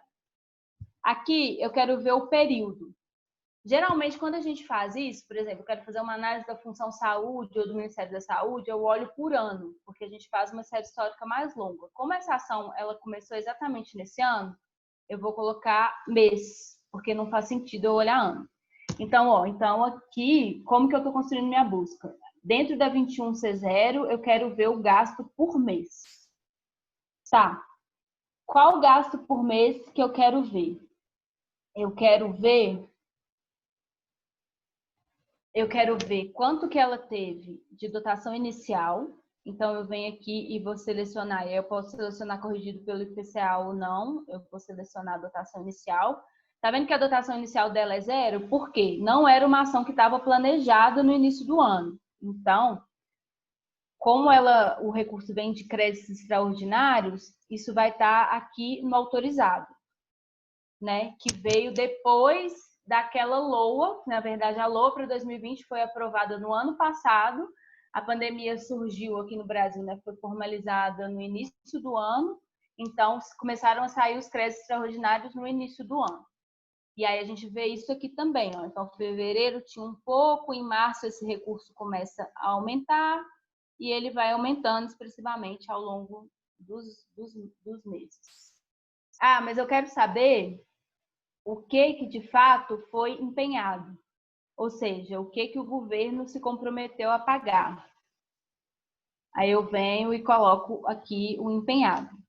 Ah, mas eu quero ver o que de fato ele contratou e o que foi entregue. Por exemplo, eu quero saber se os respiradores que ele falou que ia comprar, ele de fato comprou. Então, eu venho aqui e coloco o liquidado. É lógico que para eu saber especificamente de respirador, quanto mais você especifica a pergunta, mais campos você vai ter que ver para tentar achar a resposta. Então, eu não vou ver essa questão de respirador aqui especificamente com essa busca que eu estou fazendo, mas é só para vocês terem uma ideia. Então, ele vai aumentando aqui. Ele me mostrou o liquidado. Mas eu quero saber, então, quanto que de fato ele pagou. Então, eu venho aqui e seleciono o pago ou restos a pagar pago. E aí, eu construí essa tabela.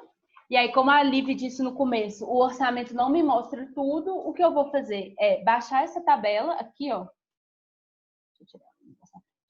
Tem enviar para Excel, tá vendo? Então, se eu clicar aqui, ele vai exportar e vai gerar uma tabela de Excel para mim que eu vou poder analisar da forma que eu quiser. E aí, além disso, eu posso construir aqui, se eu clicar nessas duas setinhas, ele vai me mostrar formas diferentes de visualizar esses dados que eu selecionei. Então, aqui ele vai construir um gráfico, e aí, geralmente, esses gráficos não são muito bons, mas ele vai me mostrar um tipo de gráfico, um outro tipo de gráfico, que também não faz sentido nenhum, um outro tipo de tabela. Mas por que eu acho legal mostrar isso? Porque aí você vai conseguindo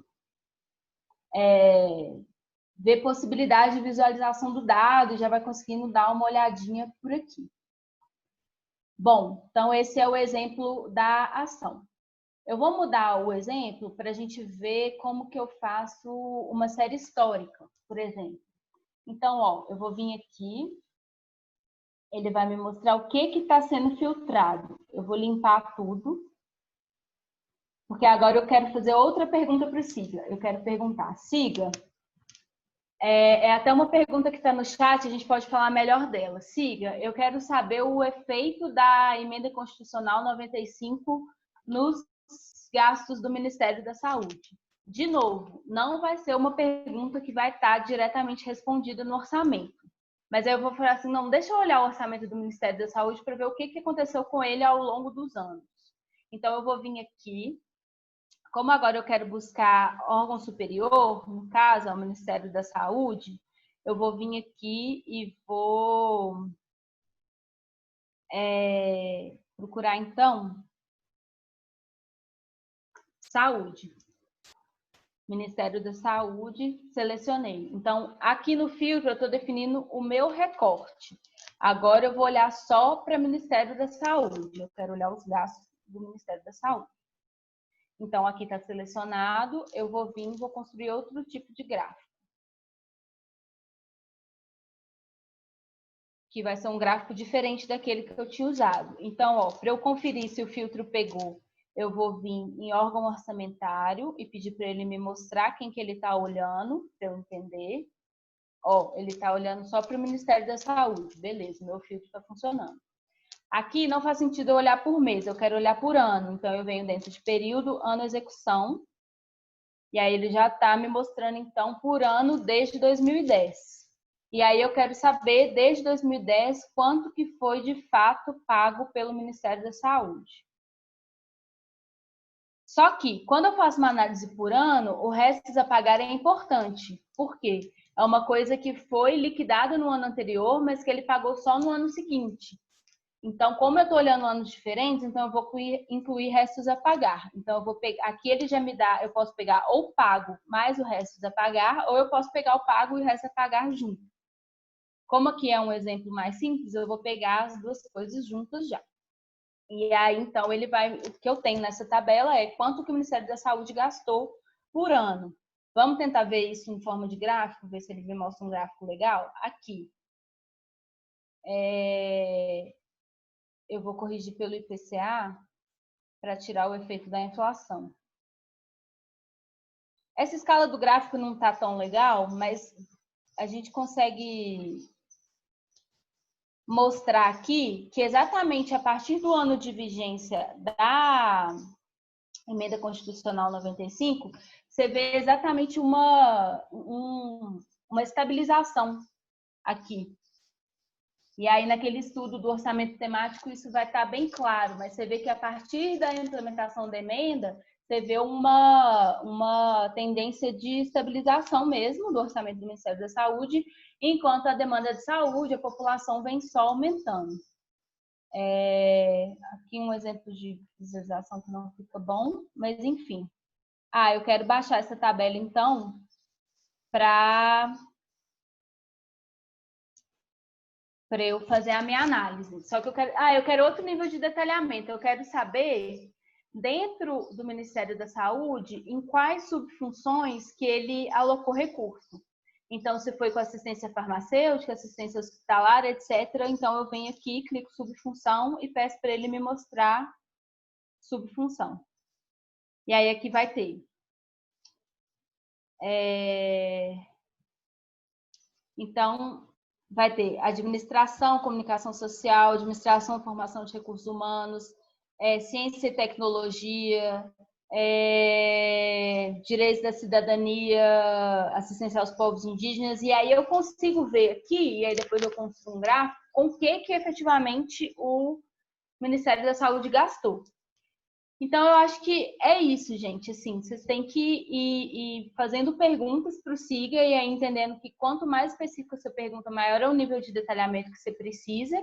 E aí você precisa entender também, vou fechar aqui para a gente conseguir debater mais, mas a gente precisa entender isso, assim, que o orçamento ele não vai dar as respostas por completo, né? Então, muitas vezes ele é só o início da análise. Então, por exemplo, quando eu quero ver o efeito da Emenda Constitucional 95, eu tenho que procurar muito mais coisas para além da tabela que eu vou baixar no SIGA para conseguir responder essa pergunta.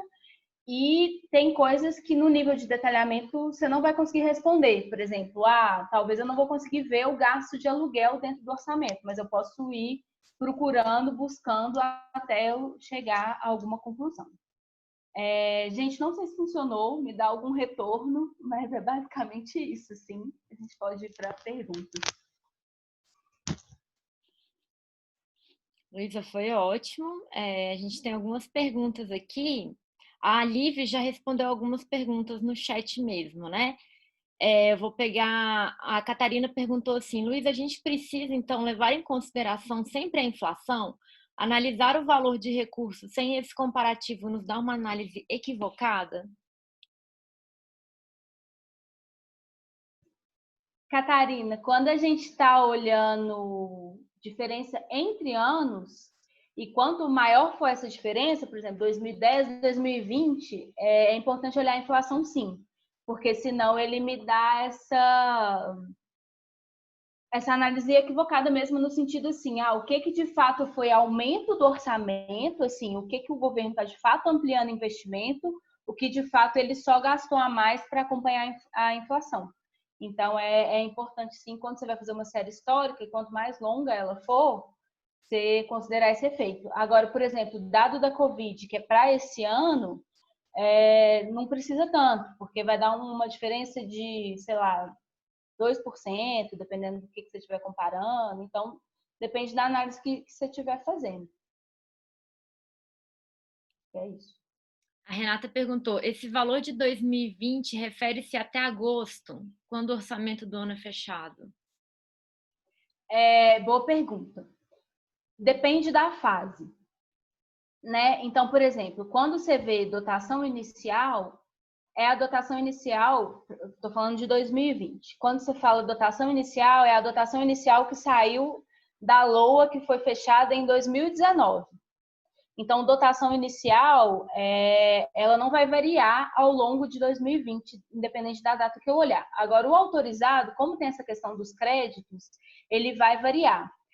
Eu não mostrei, mas nos sistemas tem a data de atualização. Então, ele vai te falar até quando ele foi atualizado, se foi até hoje, se foi até ontem, enfim. E até isso é até uma coisa importante quando a gente está olhando, por exemplo, o dado da a Covid, ela até a análise orçamentária da Covid ela é diferente, porque é isso, assim, como a gente está olhando um período bem curto e bem intenso de execução orçamentária, às vezes um dia de atualização dá diferença. Então, às vezes você olha assim, nossa, eu olhei um dado no CIOP, eu olhei um dado no SIGA e olhei um no Transparência, tá tudo diferente. Geralmente, o que acontece? O que acontece é a data de atualização. Então, tem que olhar lá. Eu acho que ele está fechando, ele está atualizando até o dia anterior, mas se você for olhar à noite, talvez ele tenha fechado no mesmo dia, mas enfim, ele tem a data de atualização. Geralmente está na parte de cima, no SIG eu acho que está no canto superior direito, no CIOP tem que conferir. Mas, enfim, ele vai te falar até quando que esse dado vai estar atualizado. Tá, eu vou para uma pergunta aqui, que aí pode ser você ou a Liv. A Cristiane está perguntando qual a diferença prática entre o valor empenhado, o executado e o pago. A diferença prática é aquilo que a Liv explicou no início, né? Então, o empenho mostra quando o governo assinou o contrato. Então, ele falou assim, eu contratei, sei lá, eu contratei uma empresa para fornecer respirador para mim. Então, isso é um empenho. E aí, isso vai estar registrado numa nota de empenho. Então, isso está mostrando só o contrato. Tipo assim, olha, esse dinheiro está comprometido.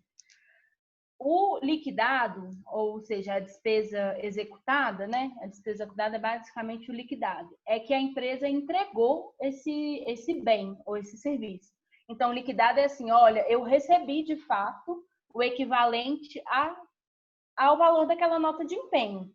Ou então não, se a nota de empenho fala assim, eu vou receber isso em 3 parcelas, vamos dizer assim. Eu recebi a primeira, então eu vou liquidar o valor referente à primeira parcela, por exemplo. Então, o liquidado é isso, é o que o governo, né, no caso, de fato recebeu. E o pago é o que o governo de fato pagou. Então, assim, ele comprometeu o recurso, ele recebeu e ele pagou. Tá, bom, eu recebi e tal, vou pagar. E aí é o que ele efetivamente pagou. A diferença é essa. Não sei se respondeu. Tem mais uma da Caroline também, pedindo para retomar a diferença também prática entre LOA e LDO. Tá. A LOA é a lei orçamentária que vai ter as ações orçamentárias e quanto que o governo vai gastar em cada ação orçamentária. A LDO já vamos dizer assim, a LDO coloca as bases para a construção da LOA. Então, na LDO, o governo vai falar assim, olha, né, é mais o contexto macroeconômico. Né? Ele fala assim, olha, eu estou considerando que esse ano eu vou ter um crescimento do PIB de tanto, uma inflação de tanto, uma arrecadação de tanto, uma isenção fiscal de tanto. Ele coloca, então, assim, ó, vamos dizer, tudo que eu vou ter que considerar no cenário macroeconômico para construir a LOA. Feito isso, determinada LDO, que é, vamos dizer, ele coloca os parâmetros, depois da LDO é construída a LOA, que é de fato quanto o governo vai gastar em cada uma das ações orçamentárias. Então, a LDO seria vou falando em termos bem resumidos, assim, mas seria uma contextualização e definição de limite, uma construção de cenário, e a LDO vai ser o gasto planejado efetivamente para o próximo ano, considerando esses limites e esse cenário.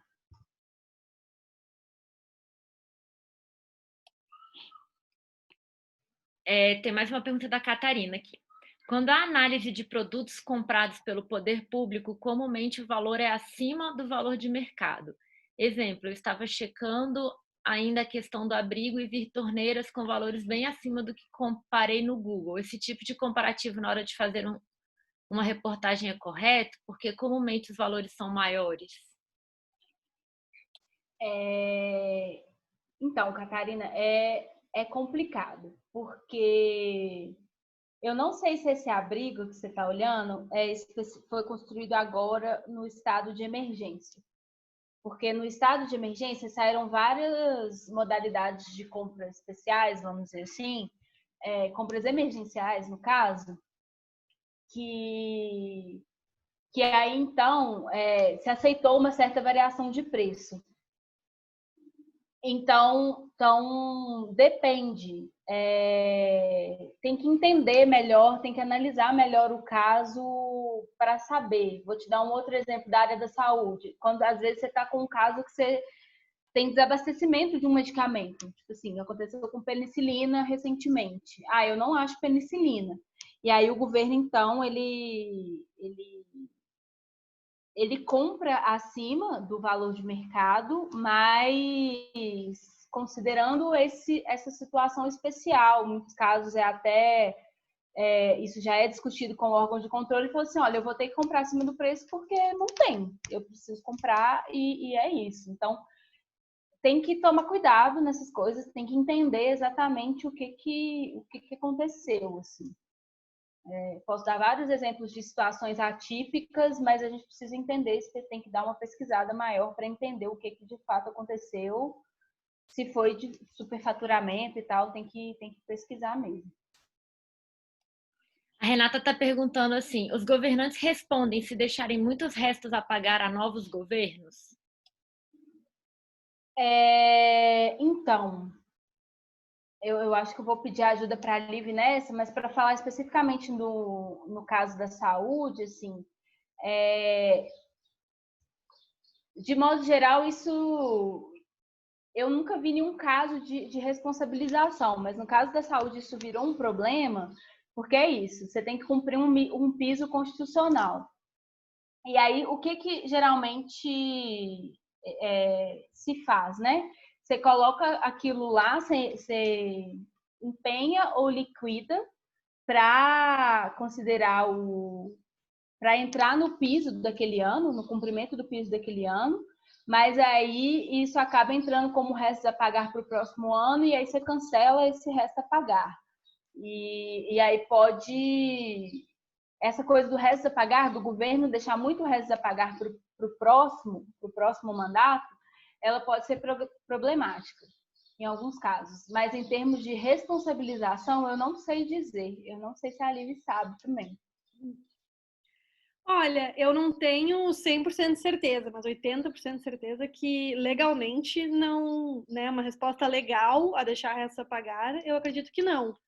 A lei de responsabilidade fiscal dá uma série de diretrizes de como que os governos têm que agir e quais são as normas fiscais que eles têm que fazer. E pelo menos, assim, é uma lei bem grande, mas pelo que eu lembro, quando eu li, não tinha essa questão de ter algum máximo de teto de restos a pagar. Até porque tem muitos orçamentos fora do Brasil que não tem essa lógica anual, porque realmente uma lógica anual ela é um pouco limitante, né? Limitadora, digamos. Porque é isso, assim, não, tem pagamentos que não faz sentido, não vai ser num ano só. Por exemplo, programas maiores, até a Covid, né? Espero que as pessoas percebam que não é uma coisa que vai se resolver num ano. Então, também o resto a pagar é uma maneira de resolver, em termos orçamentários, o fato de que políticas públicas demoram mais de um ano para serem executadas. Então, ela não acredito que foi para restos a pagar, então é um problema. Não, pode ser só porque realmente a política demora, é um contrato muito grande que vai ser pago, construção de um hospital, tu não vai pagar em um ano, entendeu? Tu vai pagar em vários anos. Então tem que entrar restos a pagar. Então é um pouco, não é tão preto no branco essa ideia de que simplesmente o governador se botou restos a pagar é porque ele foi responsável. Eu não acredito que a leitura assim é tão... Claro que tem problema em ter restos a pagar demais, a Luísa deu um ótimo exemplo disso, mas não é tão moralmente incorreto tu deixar restos a pagar, porque realmente o orçamento... Tem outros países que não fazem orçamento anual porque tem essas limitações de entrega de políticas públicas.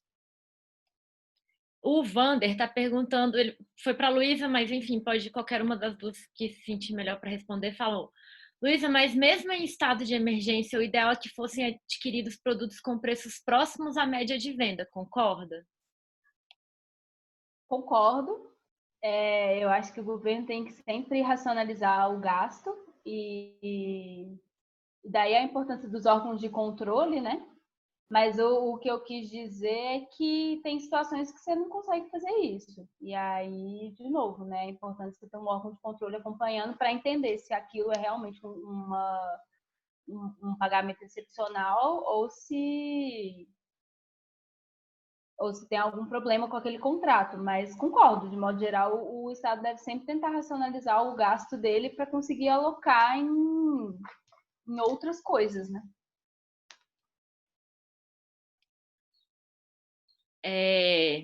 A Renata fez, na verdade, acho que não é uma pergunta, é uma afirmação, mas se vocês quiserem falar um pouco sobre, restos a pagar pode, inclusive, significar a continuidade da política. Foi só só para complementar minha fala. Falei já no chat que é bem por aí mesmo. O resto a pagar tem uma função importante no orçamento para ter essa ideia de orçamento ser mais... acompanhar mais o PPA, não ficar tão ano a ano. A gente está sem perguntas. Não sei se mais alguém quer fazer alguma pergunta aí. Se não tiver mais perguntas, gente, como eu falei, né, a gente vai disponibilizar isso online, vai mandar a apresentação também. Não consigo prometer que seja para hoje, para o fim da semana. Se alguém não receber, tem os e-mails depois eu coloco de novo, vou escrever aqui os e-mails.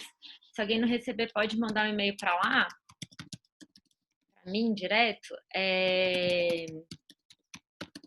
Mas esperem até final de semana, porque eu devo mandar isso na sexta-feira, enfim, né? Enfim, eu vou... A Renata pediu para vocês falarem um pouco sobre como acompanhar os limites impostos pela SC 95. Acho que é legal responder essa. Bom, o que eu aconselho é olhar para... Porque, assim, é importante entender que a gente tem um conjunto de regras fiscais no Brasil, né? O teto é a mais forte delas, assim, basicamente. Mas a gente tem 3 regras fiscais. A gente tem a regra de ouro, a gente tem a meta de resultado primário e a gente tem a EC 95. E a princípio, tu não consegue destrinchar tanto por que o corte de gastos aconteceu. Se ele aconteceu por causa da EC, se aconteceu por causa do resultado primário. e se aconteceu simplesmente porque o governo queria cortar naquele ano. Mas eu falei um pouquinho, eu já tinha respondido uma pergunta, que é isso. Na LDO, e isso vai aparecer na LOA também, vai mostrar, olha, o teto de gastos para o ano que vem é X, porque ele vai pegar o ano passado e vai botar a inflação e vai falar o teto é X, e daí dentro desse X a gente tem tanto que é obrigatório, tanto que é discricionário, então esses são os limites que a gente tem de gasto. E a partir disso a gente vai destrinchar, a gente vai ter a LOA com tanto valor para a educação, quanto para a saúde, tanto para isso. Na medida em que a gente consegue olhar para a LDO e olhar esses números, a gente consegue ver, olha, a EC 95 limita, né, o teto, porque o que o teto faz? Ele não é um teto o dinheiro da saúde é tanto, o dinheiro da educação é tanto, é o dinheiro de todo mundo, todo o dinheiro do governo, a não ser algumas coisas muito específicas que estão fora do teto, tudo está dentro do teto. Então, e não existe divisão no teto para não, então o que foi gasto com esporte em 2016 mais inflação. Não, essa disputa por orçamento dentro das diferentes áreas, ela vai acontecer para além do teto, porque o teto não delimita gasto por área, ele só delimita o gasto total. Acho que, espero que tenha ficado mais claro assim. Então o teto vai nos dizer, olha, para ano que vem tem tanto dinheiro. Como que a alocação orçamentária vai ser? Isso vai ser feito pela LOA depois. Por isso que não é tão evidente. Mas, e daí isso eu já vou deixar o link aqui, foi feito um estudo que, né,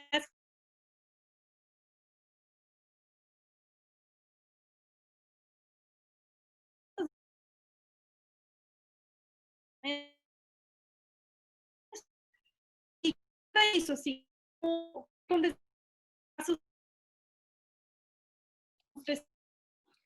Vivi, você tá travada.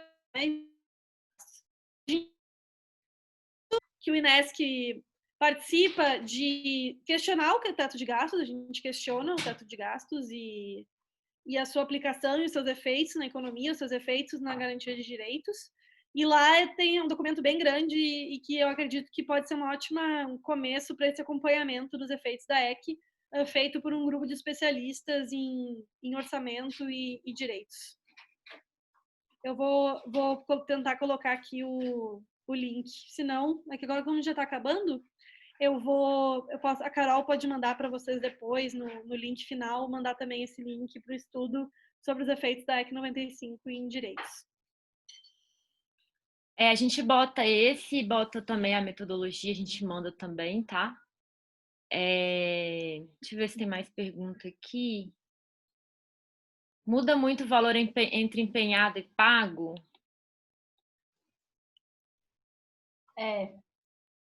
Muda, porque é isso, né? Depende da... Vou começar, tá, Lívia? Aí, se você quiser complementar. Mas é porque depende da execução do serviço em si, né? Então, vamos falar assim, no mundo ideal, todo o recurso empenhado vai ser pago um dia. Então, os dois teriam que equivaler. Mas muita coisa pode acontecer. Então, por exemplo, uma coisa que foi empenhada num ano, ela vai ser entregue e paga no ano seguinte. Ou então, eu empenhei um recurso, mas eu tive um problema com o provimento daquele serviço, daquele bem, eu cancelei o empenho, enfim, pode acontecer várias coisas, mas a diferença é basicamente essa, assim, entre a execução, a gente tem que entender assim, o governo está comprando, né? A gente está mostrando diferentes fases de uma compra e aí pode acontecer várias coisas nesse processo, assim, por isso que tem essa diferença. Não sei se ficou claro. Acho que é isso, meninas. Agradecer a disponibilidade de todo mundo que entrou aqui hoje. Ficou, enfim, essas quase 2 horas falando sobre isso. Agradecer também Luiz e Liv por se disponibilizarem. Os nossos contatos estão naquela apresentação, mas se vocês precisarem para pedir pauta e tal, a gente tem 2 e-mails, né? Tem o nosso, que é o comunicacão, na verdade, né? @inesc.org.br e tem o o e-mail da nossa assessora de imprensa, que é a Adriana, que está aqui também, que a gente quer dar um oi, Adriana. Sim, sim. A Adriana está aqui, e aí o seu e-mail é adriana A nossa assessoria, agora meu cachorro resolveu gritar. Adriana, original123.com.br. É isso. É isso, gente. E aí, quem não recebeu o e-mail até domingo, na segunda pode me mandar uma mensagem, um e-mail no... Vou repetir, né? carol.soares@inesc.org.br, que esse é o meu direto, tá? Então, pode mandar que eu mando tudo de novo. E é isso. Espero que vocês tenham gostado. A gente também vai botar uma caixinha para vocês darem sugestões, falarem o que acharam no e-mail. Seria super importante responderem, que ajuda a gente pra caramba, né? Eu vi que tem um monte de gente perguntando de certificado, de outros cursos e tal. Ainda não tem, mas a gente pode pensar para as próximas. A gente está pensando na possibilidade de fazer outros, porque as nossas formações, por enquanto, são mesmo para movimentos sociais e para os geralmente crianças, jovens e adolescentes participam dos nossos projetos, né? Mas a gente está pensando em alguns encontros desses para jornalista, para o futuro, e a gente vai avisando. E aí é bom que a gente já tem, como vocês fizeram inscrição, a gente fica com esses contatos para divulgar futuros encontros como esse, tá bom? Luiz e Lívia, se quiserem falar alguma coisa também. Bom, gente, agradecer muito. Dizer que é muito legal. A gente não é, nosso foco não é jornalistas no Inesc, mas foi muito legal começar esse diálogo com vocês. As perguntas foram de alto nível, dá para ver que muitas pessoas já tinham conhecimento, colaboraram e tal. E eu tenho muita vontade, daí falando pessoalmente, tenho muita vontade de fazer um curso sobre regras fiscais também, sobre o que é teto, o que é regra de contrato primário. Se vocês tiverem interesse disso, demonstrem lá na nossa avaliação, que eu acho que é super difícil, então ia ser legal entender um pouco mais. É isso, gente. Passo para a Luísa. Muito obrigada e até mais. É isso também, pessoal. Agradecer a todo mundo que veio. Espero que tenha sido bom, né? Assim, tenha dado pelo menos um norte para vocês começarem a navegar aí nos portais de orçamento, nessas questões de orçamento. A gente do Inesc está à disposição. Como a gente já falou aqui também, a gente tem especialistas, né, em diferentes áreas, e aí a gente faz essa análise mais completa, vamos dizer assim. E aí a gente está à disposição para o que vocês precisarem. E vamos continuar conversando, entrem em contato com a gente e estamos aí. E eu também quero deixar o site do Inesc, o inesc.org.br, porque lá tem muitos estudos, muitos dados que, embora já não são mais inéditos, mas toda vez que vocês estiverem escrevendo sobre um determinado assunto que tem a ver sobre o orçamento, certamente os últimos dados a respeito daquilo estarão lá. Então, está escrevendo sobre saúde, vai ter uma pesquisa, urbanismo, vai ter um estudo. Então, entrar em contato com a gente, mas com certeza tem um acervo ali de informações, de estatísticas, de dados, muito interessante. Acho que vale a pena visitar o site do Inesc aí. Então tá bom, gente. Até mais. E espero o feedback de vocês no nosso e-mail, tá bom? Tchau, tchau.